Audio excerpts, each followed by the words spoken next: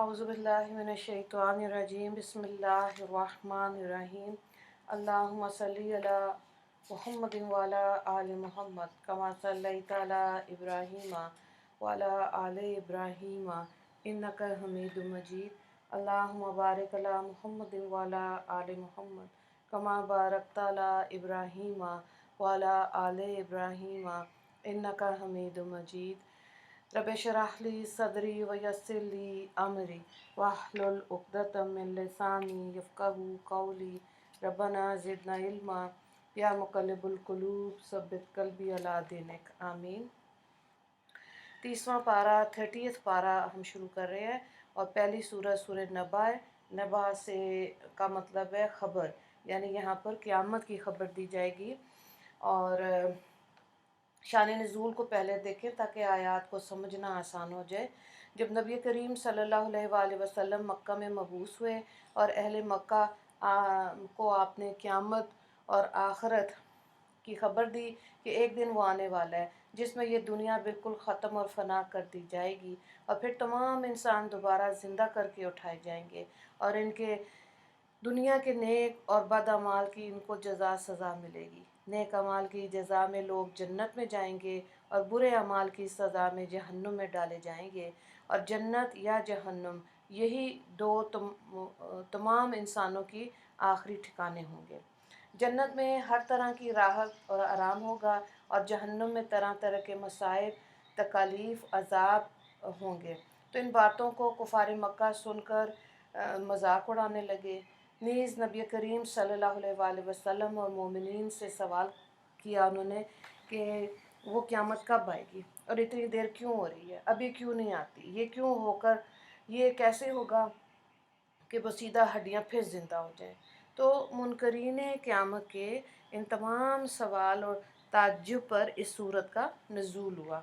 बिस्मिल्लाहिर्रहमानिर्रहीम अम्मा यतसाअलून अनिन नबइल अज़ीम अल्लज़ी हुम फ़ीही मुख्तलिफ़ून कल्ला सयअलमून सुम्मा कल्ला सयअलमून अलम नजअलिल अर्द मिहादा वल जिबाल औतादा व खलकनाकुम अज़वाजा वजअलना नौमकुम सुबाता वजअलनल लैला लिबासा वजअलना अन्नहारा माशा वबनैना फ़ौक़कुम सबअन शिदादा वजअलना सिराजन वहाजा वअंज़लना मिनल मुअस्सिराति माअन सज्जाजा लिनुख़रिज बिही हब्बन व नबाता वजन्नातिन अल्फ़ाफ़ा।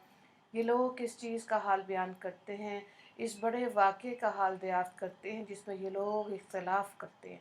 हरगिज़ ऐसा नहीं, इनको अभी मालूम हो जाता है, फिर हरगिज़ ऐसा नहीं, इनको भी मालूम हो जाता है कि हमने ज़मीन को फ़र्श और पहाड़ों को मेखें बनाया और हम ही ने तुमको जोड़ा जोड़ा बनाया और हम ही ने तुम्हारे सोने को राहत की चीज़ बनाया और हम ही ने रात को पर्दे की चीज़ बनाया और हम ही ने दिन को माश का वक्त बनाया और हम ही ने तुम्हारे ऊपर 7 मजबूत आसमान बनाए और हम ही ने एक रोशन चिराग बनाया और हम ही ने पानी भरे बादलों से कसरत से पानी बरसाया ताकि हम इस पानी के ज़रिए से गल्ला और सब्ज़ी और गुंजान बाग पैदा करें।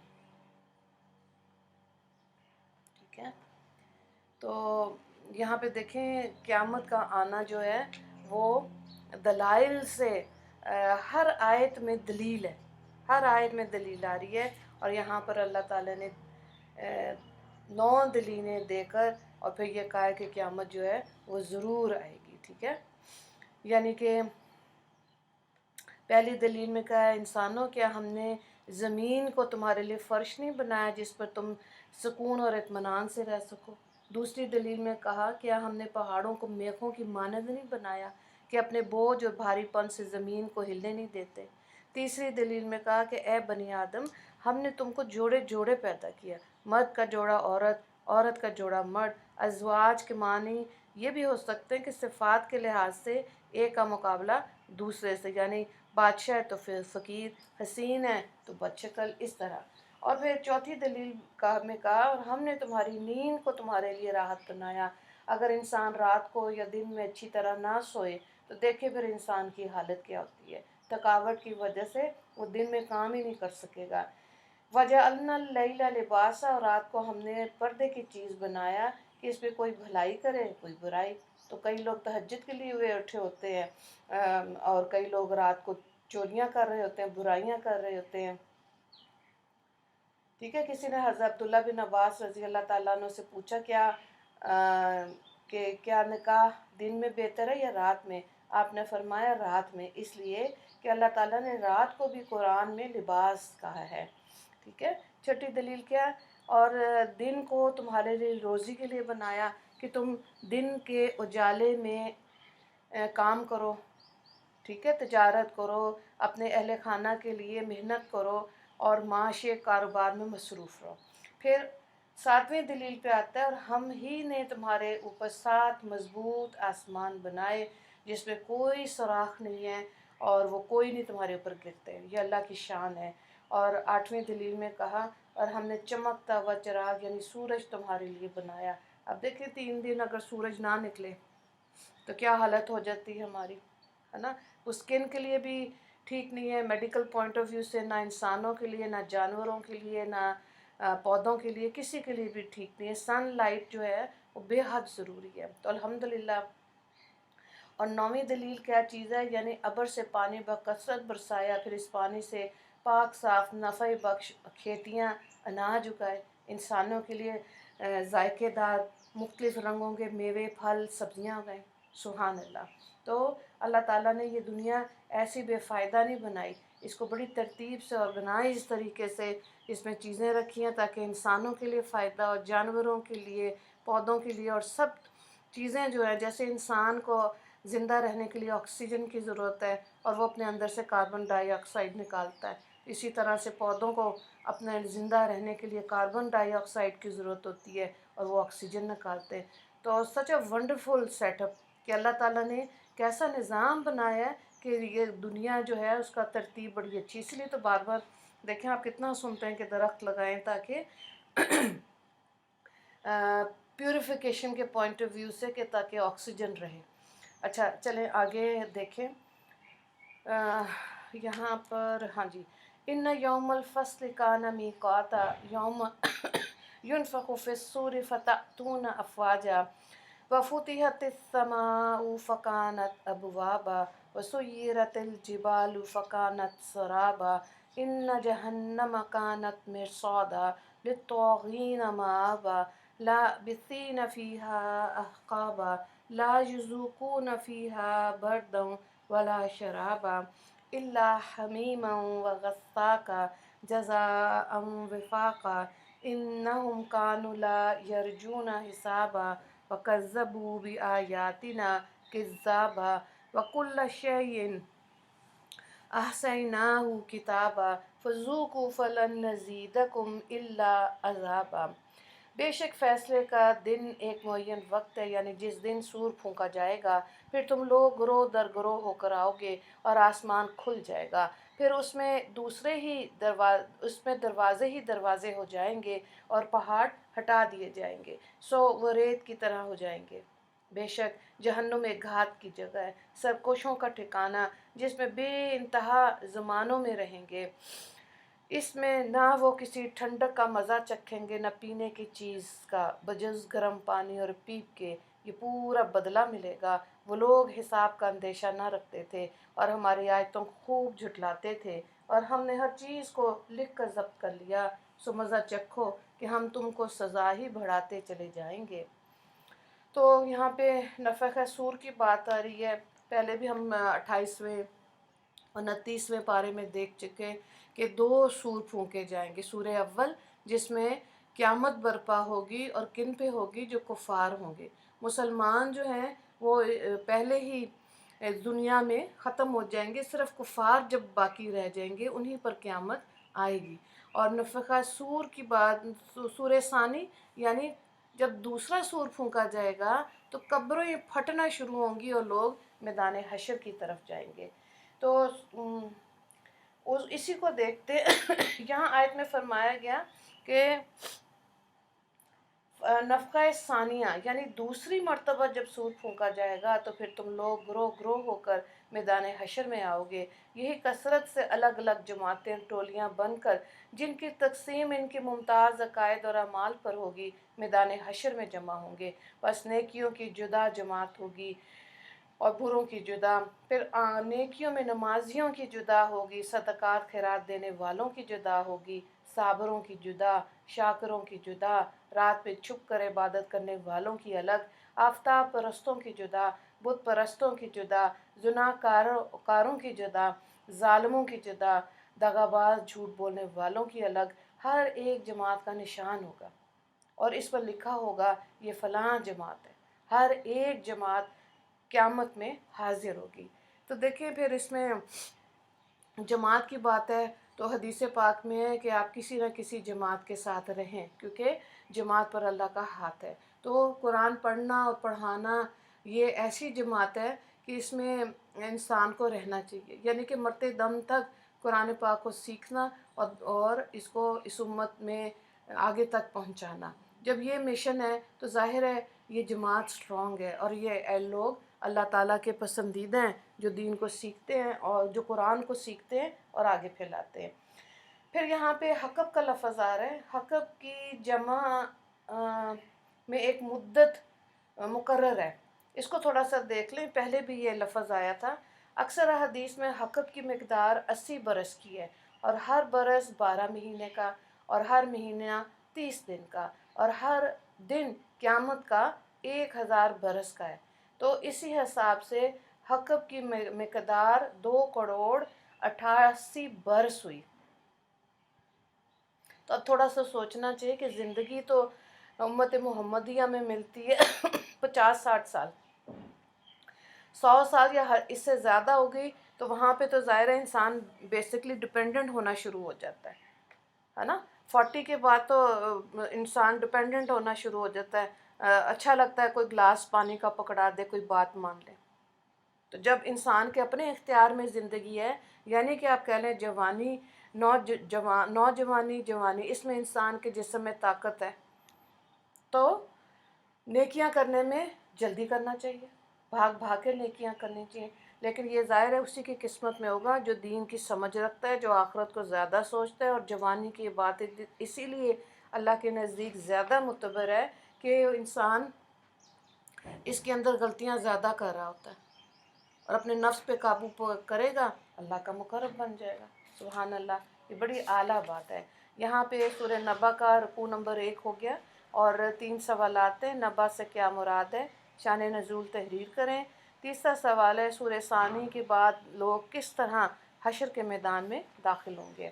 دوسرے رکوع کو دیکھیں۔ ان للمتقین مفازا حدائق وعنابا وکواعب اترابا وکأسا دہاقا لا یسمعون فیہا لغوا ولا کذابا جزاء من ربک عطاء حسابا رب السماوات والارض وما بینہما الرحمن لا یملکون منہ خطابا یوم یقوم الروح والملائکۃ صفا لا یتکلمون الا ما اذن له الرحمن وقال صوابا ذلک الیوم الحق فمن شاء اتخذ الی ربہ مآبا انا انذرناکم عذابا قریبا یوم ینظر المرء ما قدمت یداہ ویقول الکافر یا لیتنی کنت ترابا۔ اللہ سے ڈرنے والوں کے لیے بے شک کامیابی ہے، یعنی باغ اور انگور اور ہم عمر عورتیں اور بھرے ہوئے جام شربت کے، وہاں نہ کوئی بیہودہ بات سنیں گے اور نہ جھوٹ بولیں گے۔ یہ مجھے آیت بڑی اچھی لگتی ہے، آیت نمبر 35، لا یسمعون فیہا لغوا ولا کذابا۔ آپ دنیا میں دیکھیں کہ جب انسان برائی سنتا ہے یا ارد گرد غلط خبریں سنتا ہے، دل میں کتنی بے چینی ہوتی ہے، گھبراہٹ ہوتی ہے، فکر ہوتی ہے، ٹھیک ہے۔ تو جنت ایسی جگہ جہاں کوئی ایسی خبر ہی نہیں ملے گی، سچ اے بیوٹیفل تھنگ۔ مجھے تو یہ بہت اچھا لگتا ہے کہ آپ وہاں پہ کسی کے نہ غیبت سنیں، اور نہ کریں. زیادہ تو سننے کی بات آئی ہے نا. جب آپ برائی سن ہی نہیں رہے تو انسان کے لیے کتنا پیسفل انوائرمنٹ ہوگا نا. بہرحال اس میں تو بہت بات کی جا سکتی ہے، لیکن وہ ایک میری ذاتی چیز تھی اس لیے شیئر کی ہے. یہ بدلہ ملے گا جو کہ کافی انعام ہوگا آپ کے رب کی طرف سے، جو مالک ہے آسمانوں کا اور زمین کا اور ان چیزوں کا، جو ان دونوں کے درمیان میں رحمان ہے. کسی کو اس کی طرف سے اختیار نہ ہوگا غرض معروض کر سکے. جس روز تمام ذی ارواح اور فرشتے صف بستہ کھڑے ہوں گے، کوئی بول نہ سکے گا بجز اس کے جس کو رحمان اجازت دے دے اور وہ شخص بات بھی ٹھیک کہے. یہ یقینی دن ہے، سو جس کا جی چاہے اپنے رب کے پاس اپنا ٹھکانہ بنا دے. ہم نے تم کو ایک نزدیک آنے والے عذاب سے ڈرایا، جس دن ہر شخص ان اعمال کو دیکھے گا جو اس نے اپنے ہاتھوں کیے ہوں گے، اور کافر کہے گا یا لیتنی کنت ترابا، کاش میں مٹی ہو جاتا. اوئے ہوئے. تو یہاں پہ خلاصہ دیکھ لیں سورت کا. اس سورت کا موضوع بعثت بعد الموت ہے، مرنے کے بعد.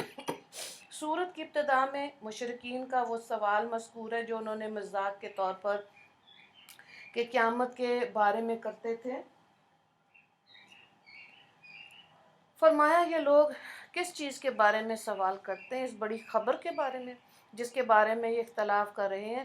کوئی اس کا اقرار کرتا ہے، کوئی انکار کرتا ہے، کوئی شک کا شکار ہے اور کوئی اس کا اس بات کرتا ہے. تو یہ قول راجع معلوم ہوتا ہے کہ نبأ العظیم سے مراد قیامت ہی ہے. اگلی آیات میں قیامت الہیہ کے دلائل اور قیامت کے مختلف مناظر اور جنت اور جہنم کا تذکرہ ہے. پھر بتایا گیا وہ اللہ جو زمین کو بچھونا، پہاڑوں کو میخیں، انسانوں کو جوڑا جوڑا، نیند کو ذریعہ سکون، رات کو لباس، دن کو وقت معاش اور آسمان پر ساری دنیا کو روشن کرنے والا چراغ بنا سکتا ہے. اللہ اکبر. وہ دوبارہ زندگی بھی دے سکتا ہے اور ایسی عدالت بھی قائم کر سکتا ہے جس میں اولین اور آخرین کو جمع کیا جائے گا اور ان کے درمیان عدل کیا جائے گا. عدل اور حساب کے بعد کسی کا ٹھکانہ جنت ہوگا اور کسی کا جہنم. سورت کے اختتام پر بتایا گیا کہ قیامت کا دن برحق ہے، اس کے وقوع میں کوئی شک نہیں. باوجود اللہ کے مہربان اور رحمان ہونے کے کسی کو اللہ کے سامنے بولنے کی ہمت نہیں ہوگی. اس دن ہر شخص کا اعمال نامہ اس کے سامنے کر دیا جائے گا اور اس کے بارے میں قطعی فیصلہ سنا دیا جائے گا. اس فیصلے کو سن کر کافر یہ تمنا کریں گے اے کاش میں مٹی ہوتا. مٹی ہونے کا ایک مطلب تو یہ ہے کہ میں پیدا ہی نہ ہوا ہوتا، دوسرا یہ کہ میں تکبر نہ کرتا، مٹی کی طرح مسکینی اور عاجزی اختیار کرتا، تیسرا مطلب یہ کہ میں انسان نہیں حیوان ہوتا اور مجھے بھی حیوانوں کی طرح دوبارہ زندہ کرنے کے بعد مٹی بنا دیا جاتا، یوں میں جہنم کے عذاب سے بچ جاتا. یہ تمنا وہ اس وقت کرے گا جب وہ دیکھے گا کہ ویسے تو انسانوں کی طرح حیوانوں کو بھی زندہ کیا گیا، لیکن انہیں زندہ کرنے کے بعد اور ان کی باہمی معاملات طے کرنے کے بعد انہیں مٹی بن جانے کا حکم دیا گیا. دوسرا جو سوال ہے رکوع کا وہ یہ ہے کہ سورہ نبا کا خلاصہ تحریر کریں. دعا کر لیتے ہیں. یا اللہ یوم قیامت میں ہمیں سختیوں اور ہولناکیوں سے بچا لینا اور اپنے رضا کے مقام جنت میں ہمارا ٹھکانہ بنانا. اے ہمارے رب آج عمل کا وقت ہے، ہماری آنکھیں کھول دیں، غفلت کو ہم سے دور فرما اور ہم سے وہ اعمال صالحہ کرا لیں جو آخرت میں آپ کی رضا کا سبب بنے اور آپ کے انعامات کا ذریعہ بنے. یا اللہ میں ہر ایسے گناہ سے پناہ چاہتی ہوں جو گمراہی اور کفر کی طرف لے جائے، راہ سے بے راہ کرے، لوگوں میں بے وقار کرے، دنیا اور آخرت میں رسوائی ہو، اور دیگر ایسے گناہ جو کر گزریں الہی معاف کر دیجئے. میرے مالک ہماری پچھلی ساری غلطیاں معاف فرما دیجئے. یا اللہ ہماری بخشش کر دینا. اللہ جب دنیا سے ہمیں لے کر جائیں تو پہلے آپ ہم سے راضی ہونا، پھر کلمے کی توفیق دینا، پھر اس دنیا سے لے کے جانا. آمین یا رب العالمین. وآخر دعوانا ان الحمد للہ رب العالمین. اللہم اغفر للمسلمین والمسلمات والمؤمنین والمؤمنات. السلام علیکم ورحمۃ اللہ وبرکاتہ.